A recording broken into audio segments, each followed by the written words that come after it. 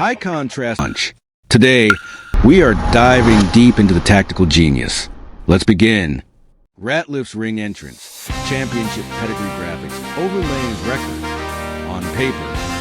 This should have been a genuine technical problem for a still rising prospect. Alfonso Ratliff was a former WBC Cruiserweight world champion, a fighter with real punching power, real championship pedigree, and real experience at the elite level.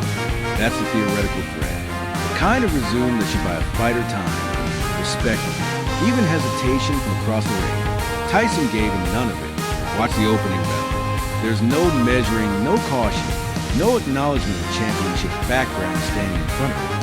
Tyson builds intense momentum from the very first second, and within moments, Ratliff isn't fighting his fight anymore. He's a startled fawn, forced completely out of his boxing rhythm and into pure survival mode. The finish comes in the second round, and it's brutal in its simplicity. A devastating left hook lands clean, and the effect is almost mechanical. Ratliff's lateral movement is gone instantly, like a flat tire on a moving car.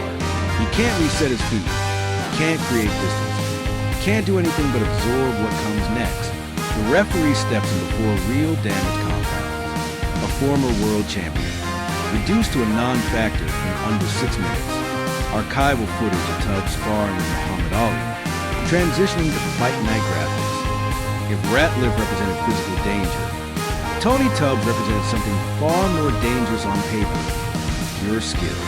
Tubbs was widely regarded as one of the most naturally talented, slickest defensive heavyweights of his era. He'd been Muhammad Ali's favorite sparring partner. He was a former WBA heavyweight champion, and critically, he was a fighter that many of his own peers actively avoided in the gym, let alone the ring.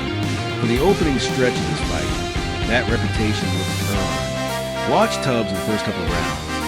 High-speed combinations, a sharp uppercut that actually snaps Tyson's head back. For a few fleeting moments, Tubbs is doing what almost nobody else managed to do, making Tyson respected. But respect in this fight has an expiration date. Watch the 20-second shift that changes everything. Tyson makes a sudden, clinical adjustment, abandoning exchanges at range and going downstairs the body, breaking down Tubbs' guard piece by piece. Then comes a finishing sequence, a wicked left hook that leaves Tubbs severely compromised. His legendary defensive instincts are completely unable to process what happened to him in real time. The most technically gifted heavyweight he faced at that point, neutralized in barely 2 rounds. Wembley/Las Vegas crowd shots.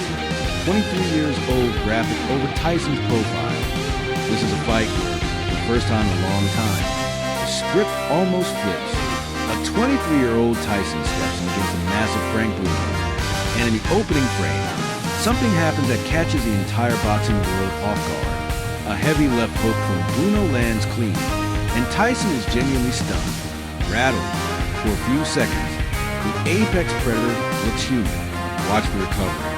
This is where Tyson's championship level composure separates him from every green fighter who's ever been hurt early in the fight.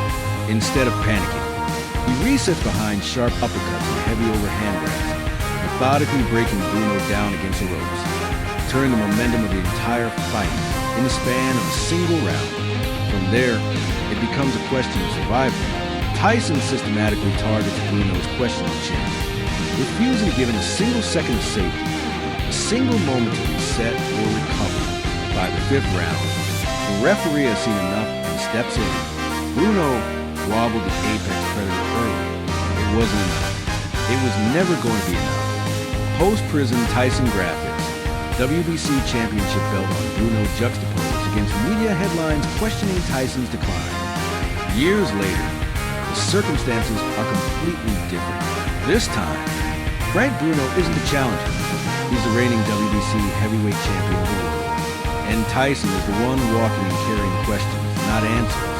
The illusion of vulnerability surrounding this fight is enormous. Prison, ring rust, personal scandals splash across every front page. The heavy media narrative going in was that the classic, devastating Tyson style was permanently diminished.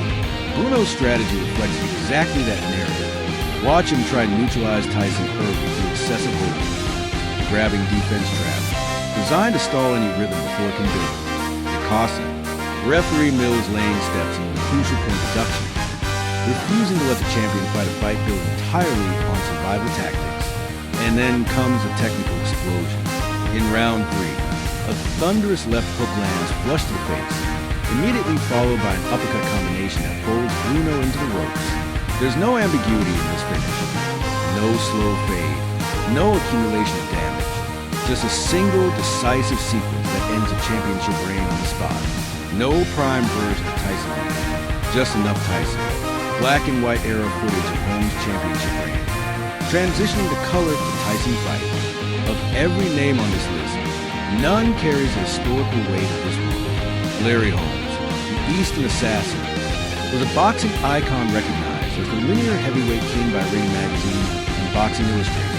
A fighter who had never been stopped in his entire career against anyone at any point. A 21-year-old Tyson shows zero reverence for anyone. Watch him explode off a stool at the opening bell, immediately cutting Holmes off in the corner. There's no feeling out round here. No acknowledgement of the legend standing across from him. Holmes, ever the consummate technician, responds the only way a veteran of his caliber knows how. He tries to tie Tyson up at every opportunity, establishing a long defensive parameter designed to disrupt the younger man's rhythm before it can fully take hold. For a handful of rounds, it works just well enough to keep the fight competitive on paper. Split screen montage of all 5 champions. Ratliff tugs Bruno twice, Holmes, fading into a single image of Tyson's championship belts. Add it all together, and the pattern becomes undeniable. A former Cruiserweight champion, one of the most technically gifted heavyweights of his generation, a reigning WBC title holder twice, and a linear heavyweight king who had never once been stopped. All of them carried genuine structural advantages into the ring. Power, skill, experience, pedigree, history, and all of those advantages were erased almost completely by the time the final bell rang, or didn't ring at all. Belts mean nothing if a man wearing one can't survive the opening minutes. That's the real lesson hiding inside every one of these fights. Tyson's psychological dominance didn't just outweigh the traditional advantages of a champion. It completely erased them. That's the lasting legacy. Not just the knockouts, not just the highlight reels. The ability to take boxing's most undisputed, most world-renowned masters and turn them into fragile, desperate opponents inside a few short minutes. That remains Mike Tyson's greatest and most underrated achievement. Wembley/Las Vegas crowd shots. 23 years old graphic over Tyson's profile. This is a fight where, for the first time in a long time, the script almost flips. A 23-year-old Tyson steps in against a massive Frank Bruno.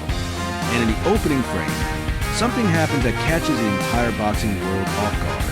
A heavy left hook from Bruno lands clean, and Tyson is genuinely stunned, rattled. For a few seconds, the apex predator looks human. Watch the recovery.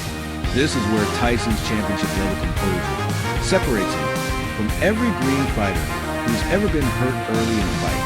Instead of panicking, he resets behind sharp uppercuts and heavy overhand rights, methodically breaking Bruno down against the ropes, turning the momentum of the entire fight in the span of a single round. From there, it becomes a question of survival. Tyson systematically targets Bruno's questionable chin, refusing to give him a single second of safety, a single moment to reset or recover. By the 5th round, the referee has seen enough and steps in. Bruno wobbled the apex predator early. It wasn't enough. It was never going to be enough.